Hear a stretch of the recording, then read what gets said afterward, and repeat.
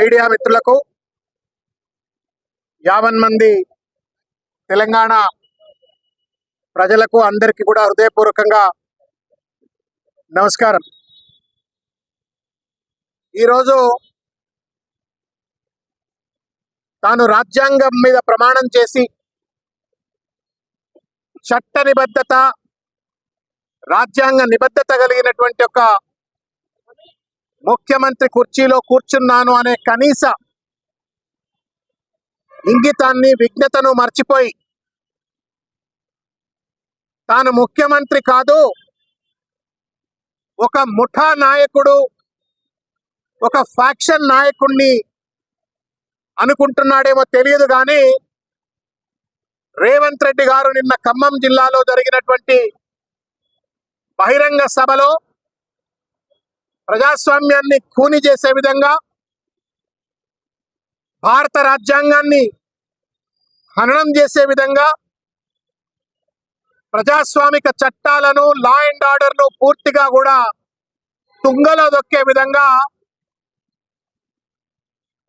తెలంగాణ రాష్ట్ర తొలి ముఖ్యమంత్రి, తెలంగాణ ఉద్యమ రథ సారథి, 60 సంవత్సరాల తెలంగాణ ప్రజల ఆకాంక్షలను తన పోరాటాల ద్వారా, త్యాగాల ద్వారా, నిరంతర కృషి ద్వారా తెలంగాణ వచ్చిన తెలంగాణను బాధ్యతాయుతంగా భారతదేశానికే తలమానికంగా అభివృద్ధి చేసినటువంటి మహానుభావుడు తెలంగాణ జాతిపిత అయినటువంటి ఒక కేసీఆర్ గారిని, అదేవిధంగా తెలంగాణ రాష్ట్ర సాధన కోసమే పుట్టినటువంటి ఒక భారత రాష్ట్ర సమితిని 100 మీటర్ల లోతు బొందబెట్టాలా అని చెప్పని పిలుపునివ్వడం, అదేవిధంగా బీఆర్ఎస్ పార్టీకి సంబంధించినటువంటి పార్టీ జెండాలన్నింటినీ కూడా తెలుగుదేశం పార్టీ కార్యకర్తలారా మీరు విధ్వంసం చేయండి అని చెప్పని ఒక రౌడీ మాదిరిగా పిలుపునిచ్చి అటు బీఆర్ఎస్ తెలుగుదేశం పార్టీ కార్యకర్తల మధ్యన, ఇరు పార్టీల అభిమానుల మధ్యన వైషమ్యాలు రెచ్చగొట్టే విధంగా, హింసాయుత వాతావరణాన్ని ప్రేరేపించే విధంగా, మొత్తానికి ఒక కలుషితమైన తెలంగాణ సమాజాన్ని తయారు చేయడం కోసం అని చెప్పని కంచే చేరు వేసినట్లుగా రేవంత్ రెడ్డి గారే మాట్లాడటం శోచనీయం, అత్యంత దుర్మార్గం. ఒక ముఖ్యమంత్రి ముఠా నాయకుడు లెక్క మాట్లాడటం బహుశా భారతదేశంలో ఏ ముఖ్యమంత్రి కూడా బహుశా మాట్లాడి ఉండకపోవచ్చు. కానీ దురదృష్టవశాత్తు రాహుల్ గాంధీ పుణ్యమా అని చెప్పని తెలంగాణ పాలిటి శాపంగా మారిన రేవంత్ రెడ్డి వాళ్ళ తన నోటు పైన అడ్డి అదుపు లేకుండా, కనీసం చట్టాల పట్ల గౌరవం లేకుండా తెలంగాణ తెచ్చిన తెలంగాణ జాతిపిత ముఖ్యమంత్రిని 100 మీటర్ల లోతు బాతి పెట్టాలట, తెలంగాణ కోసం పాటుపడ్డ బీఆర్ఎస్ పార్టీ దిమ్మెలను కూల్చాలట, తెలంగాణకు ద్రోహం చేసినటువంటి, తెలంగాణకు గండి కొట్టినటువంటి 1200 మంది బిడ్డలు తెలంగాణ ఉద్యమకారులు అమరులు కావడానికి కారకులైనటువంటి ఒక తెలుగుదేశం పార్టీ ఇక్కడ బతకాలా, బట్టగట్టాలా, వాళ్ళ పార్టీ ఉండాలా, వాళ్ళ పార్టీ దిమ్మలు ఉండాలా, బీఆర్ఎస్ పార్టీ ఉండొద్దు, 100 మీటర్ల బొంద పెట్టాలా, దాని నాయకుడైన కేసీఆర్ గారు బట్టగట్టొద్దు, 100 మీటర్ల లోతులో బొంద పెట్టాలా. ఇది మనుషులు మాట్లాడే భాషేనా? రాక్షసులు మాట్లాడే భాష? రాజ్యాంగం మీద గౌరవం ఉన్న కనీస నాగరికత తెలిసిన ఒక వ్యక్తి మాట్లాడే మాట అని చెప్పని ఇవాళ తెలంగాణ సమాజాన్ని మేము ప్రశ్నిస్తా ఉన్నాం. ఇవాళ అధికార మదంతో కన్ను మిన్ను కానకుండా దుర్భాషనే అధికారిక భాషకంగా, భూతు భాషనే సాధికారిక భాష అయిపోయింది, రాజ్యాంగ భాష అయిపోయింది రేవంత్ రెడ్డి గారికి. ఇష్టం వచ్చినట్టు మాట్లాడుతా ఉన్నారు. నేను అడుగుతా ఉన్నాను రేవంత్ రెడ్డి గారిని, అసలు తెలుగుదేశం పార్టీ మీద నీకు ప్రేమ ఏందండి? పెద్దలు ఇక్కడ ఉన్నారు, వారు హైదరాబాద్ కు తెలుగుదేశం పార్టీ ఉమ్మడి ఆంధ్రప్రదేశ్లోనో గ్రేటర్ హైదరాబాద్ కు అధ్యక్షులుగా పనిచేసిండ్రు. నువ్వేం చేసినావు తెలుగుదేశం పార్టీని? ఇవాళ ఎన్టీ రామారావు మీద ప్రేమ ఏంది నీది?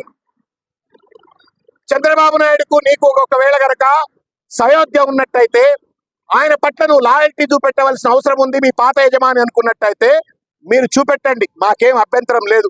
In democracy anybody can like anybody. కానీ ఇవాళ ఒక ప్రజాస్వామ్యబద్ధంగా ఏర్పడినటువంటి ఒక రాజకీయ పార్టీ యొక్క దిమ్మెలను తెలంగాణ ద్రోహులైనటువంటి తెలుగుదేశం పార్టీతో కూల్చివేయండి అని చెప్పని పిలుపునిచ్చేటువంటి ఔచిత్యం నీకు ఎక్కడది రేవంత్ రెడ్డి? నువ్వే కదా తెలుగుదేశం పార్టీని బొందబెట్టింది. ఏమంటా ఉన్నాడు? తెలంగాణ రాష్ట్రంలో తెలుగుదేశం ఉండొద్దని కక్షగట్టి ఆ పార్టీ నాయకత్వాన్ని దెబ్బతీసిన చంద్రశేఖర్ రావును బీఆర్ఎస్ ను సమూలంగా 100 మీటర్ల గోతి తీసి పాతి పెట్టినప్పుడే బీఆర్ఎస్ వాళ్ళు అప్పుడే తారక రామారావు గారికి నిజమైన నివాళి అంటున్నారు.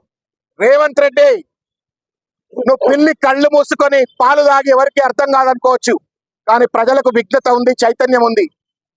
తెలుగుదేశం పార్టీని తెలంగాణలో బొందబెట్టిందే నువ్వు రేవంత్ రెడ్డి.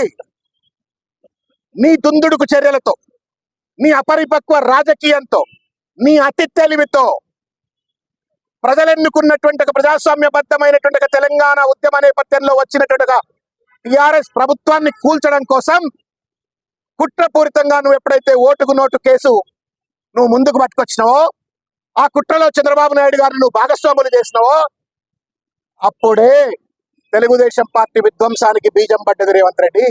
నీ దుందుడుకు వల్లనే, నీ యొక్క అనాలోచిత నిర్ణయం వల్లనే, నీ కక్కుర్తిబడ్డ అగుడుబడ్డ రాజకీయం వల్లనే ఇది జరిగింది. 10 సంవత్సరాల పాటు ఉమ్మడి రాజధానిగా ఉండాల్సినటువంటి ఒక హైదరాబాద్ ను తట్టబుట్ట చదువుకొని మూటామూల్లో చదువుకొని చంద్రబాబు నాయుడు గారు ఆంధ్రప్రదేశ్ కి ఎందుకు పోయినరు? ఆ కేసు వల్ల కాదా? నీ దుందుడుకు వైఖరి వల్ల కాదా?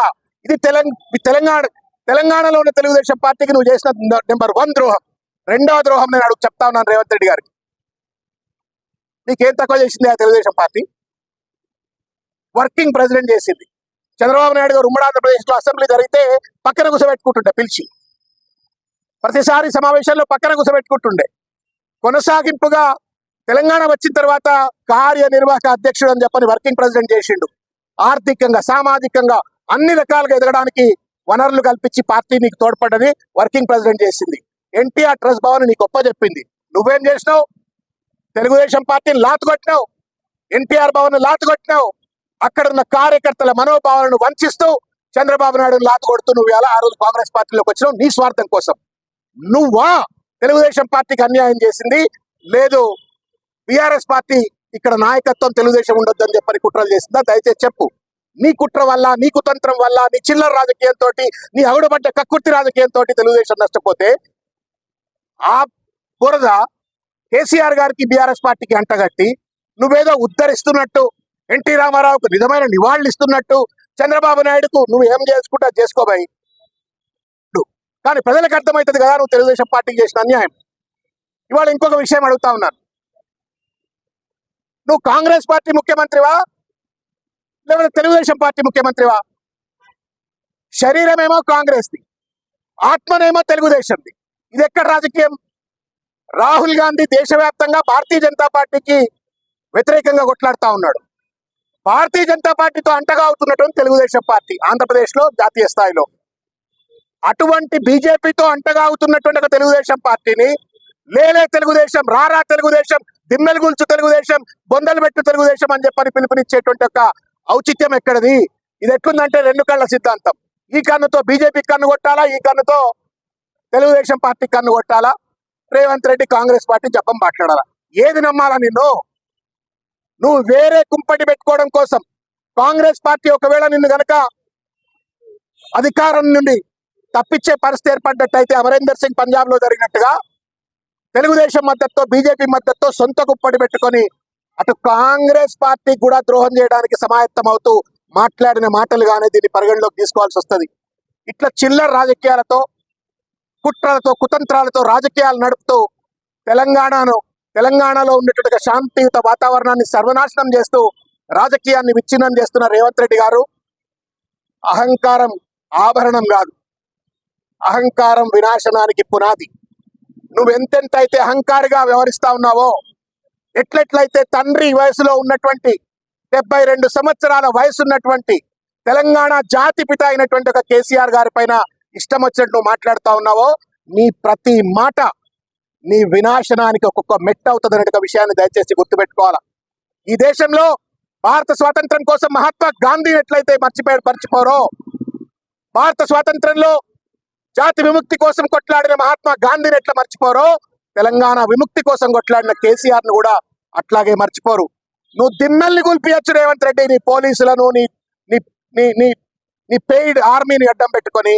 కానీ ప్రజల గుండెల్లో గూళ్లు కట్టుకున్నటువంటి ఒక తెలంగాణ ఆత్మగా మారినటువంటి ఒక కేసీఆర్ గారి యొక్క గుర్తులను, వారి సాక్రిఫైజెస్ ను, వారి కాంట్రిబ్యూషన్ ను ఎవరు కూడా చెరపలేయలేరు ఒక విషయాన్ని గుర్తు చేస్తూ, చివరిగా నేను ఒక విషయం గుర్తు చేయదలుచుకున్నా. ఎవరో ఫోటో పంపిన నాకు ఇవాళ. ఏ దిమ్మె దగ్గర నిలబడి రేవంత్ రెడ్డి తన రాజకీయ ప్రస్థానాన్ని మొదలు పెట్టిండో అది బీఆర్ఎస్ దిమ్మె దగ్గర, ఆ దిమ్మని కూల్చమని ఇవాళ అంటా ఉన్నావు. నీకు ప్రజాస్వామ్యం మీద గౌరవం లేదు, రాజ్యాంగం మీద గౌరవం లేదు, నీకు రాజకీయ భిక్ష పెట్టిన పార్టీల పట్ల గౌరవం లేదు. ఒక స్వార్థపూరిత మనస్తత్వంతో, విచ్చలవిడి దోపిడి విధానంతో ఇవాళ పరిపాలన కొనసాగిస్తూ, నీకు పరిపాలన చేతగాక, ఇచ్చిన వాగ్దానం అమలు చేయ చేతగాక ఇవాళ పూర్తిగా కూడా ఒక దుర్మార్గమైన వైఖరికి పాల్పడతా ఉన్నాము. ఎట్టి పరిస్థితిలో మేము పోలీసు వారికి విజ్ఞప్తి చేస్తా ఉన్నాం, దయచేసి ఏ సూత్రంతో, ఏ న్యాయంతో తలసాని శ్రీనివాస్ యాదవ్ గారి పైన కేసు పెట్టినరో అదే సూత్రంతో, అదే న్యాయంతో రేవంత్ రెడ్డి గారి పైన కూడా కేసు పెట్టాలని చెప్పని కోరుతా ఉన్నాం.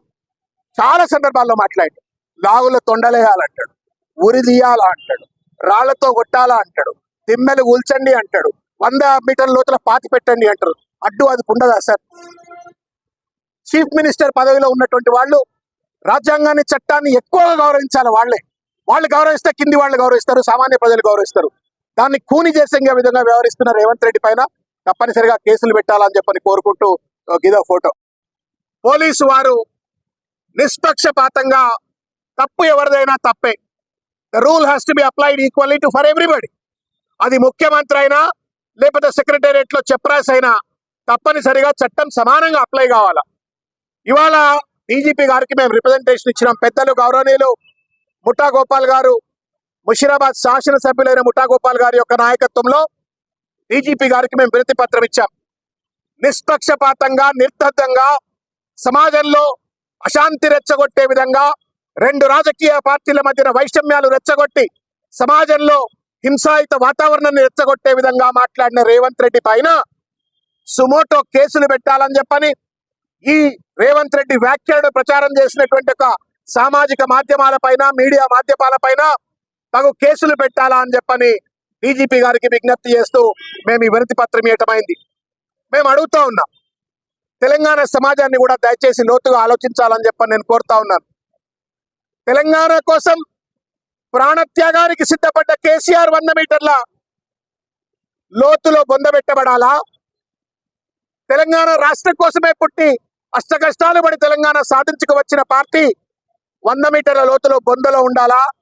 తెలుగుదేశం పార్టీ బతకాలని కాంగ్రెస్ పార్టీ ముఖ్యమంత్రి ఎట్లా అంటుండో ఒక్కసారి దయచేసి అర్థం చేసుకోవాలా. ఈ రాజకీయ వ్యభిచారం ఏందని చెప్పని కూడా ఇవాళ రేవంత్ రెడ్డిని గల్లాబట్టి నిలదీయాల్సిన అవసరం ఉందని చెప్పని నేను తెలంగాణ సమాజానికి విజ్ఞప్తి చేస్తా ఉన్నాను. మొన్నటికి మొన్న జిహెచ్ఎంసీ డీలిమిటేషన్ జరిగినటువంటి ఒక సందర్భంలో సికింద్రాబాద్ యొక్క అస్తిత్వాన్ని భగ్నపరుస్తూ సికింద్రాబాద్ ను మల్కాజిగిరిలో మెర్జ్ చేసి సికింద్రాబాద్ చరిత్రను కాలరాయాలని చెప్పని కుట్రపూరితంగా రేవంత్ రెడ్డి గారి ప్రభుత్వం అనుసరిస్తున్న తీరులో నిరసనగా సికింద్రాబాద్ సంబంధించినటువంటి ప్రజలు, కార్మిక సంఘాలు, ప్రజా సంఘాలు, వ్యాపార సంఘాలు, పెద్దలు గౌరవనీయులు తలసాని శ్రీనివాస్ యాదవ్ గారి యొక్క నేతృత్వంలో ఒక సమావేశం పెడితే, ఆ సమావేశంలో ప్రజల యొక్క భావోద్వేగాలకు అనుగుణంగా వారు ఒక మాట అన్నారు. సికింద్రాబాద్ ను ఒకవేళ ముక్కలు చేయాలని ప్రయత్నం చేస్తే, అస్తిత్వాన్ని రూపుమాపాలని ప్రయత్నం చేస్తే, బిడ్డ రేవంత్ రెడ్డి నువ్వు కూడా ముక్కలైపోతావని చెప్పని ఆయన ఒక మాట అన్నాడు. అంత మాత్రం చేత తెలంగాణ పోలీసులు తగుదునమ్మా అని చెప్పని పోటీపడి తలసాని శ్రీనివాస్ యాదవ్ గారి పైన కేసు పెట్టిండ్రు. నేను అడుగుతా ఉన్నా, మీరు కేసు పెట్టాల్సిన ఔచిత్యం ఉంటే పెట్టండి కాక. We will fight in the court of law, we will fight in democratic manner.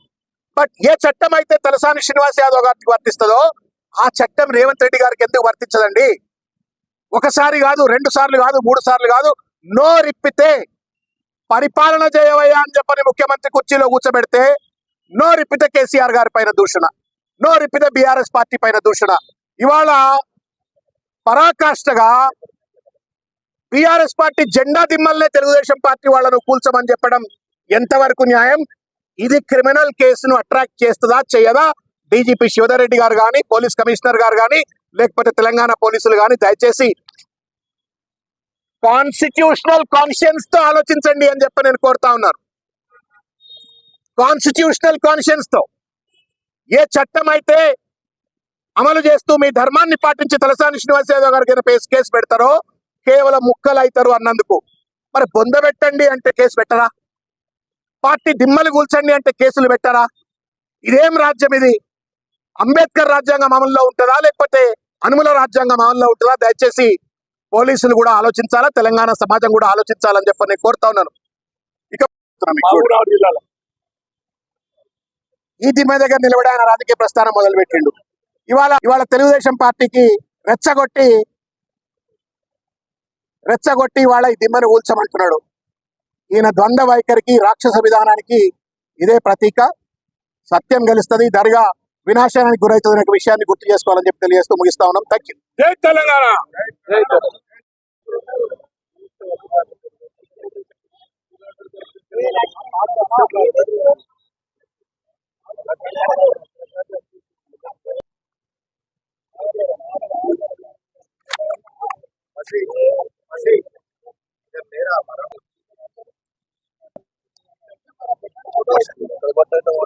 Letter ఇట్లా రిప్రజెంటేషన్ సబ్మిట్ చేసినాము.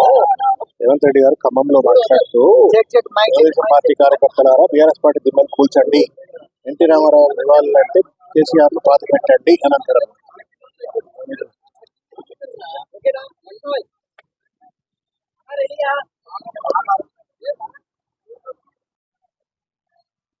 మరి ఈనాడు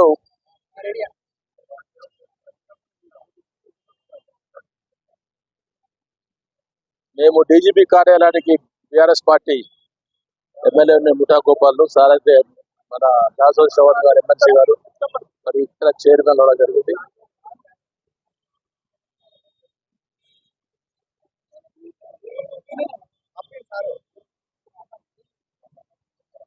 ఏమైంది? వాళ్ళు ఆపుతున్నారు. నమస్కారాలు. మేము ఈనాడు నిన్న రేవంత్ రెడ్డి గారు ఏదైతే బీఆర్ఎస్ పార్టీ పైన తెలంగాణ సాధించిన ముఖ్యమంత్రి శ్రీ కేసీఆర్ గారి పైన మాటల గురించి డీజీపీ గారు తెలియజేయడానికి రావడం జరిగింది. వారి పైన మేము ఒక కంప్లైంట్ ను శ్రీ భగవత్ గారు డీజీపీ గారికి వస్తే డీజీపీ గారు లేరు, భగవత్ గారికి కూడా ఇచ్చిన సంగతి తెలియపరుస్తున్నాము.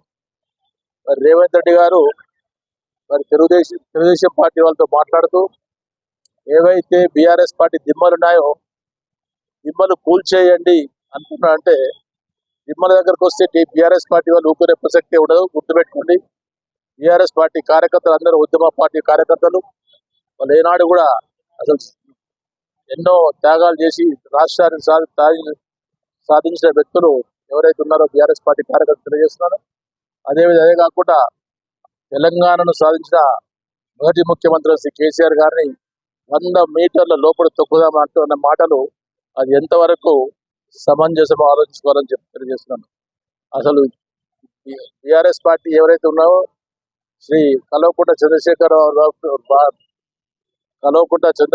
రావు దిక్కు చూసినా కానీ మరి అక్కడున్న ప్రజానికము తెలంగాణ ప్రజానికం చూస్తూ ఊరుకునే ప్రసక్తి లేదని తెలపరుస్తూ ఇలాంటి మాటలు మాట్లాడితే బీఆర్ఎస్ పార్టీ ఏనాడు కూడా చూస్తూ ఊరుకునే ప్రసక్తి తెలపరుస్తూ గ్యారంటీగా అలాంటి విషయాలు జరిగితే మరి తెలంగాణనే ఏ విధంగా ఉంటుందో గమనించుకోవాలని తెలపరుస్తున్నాను.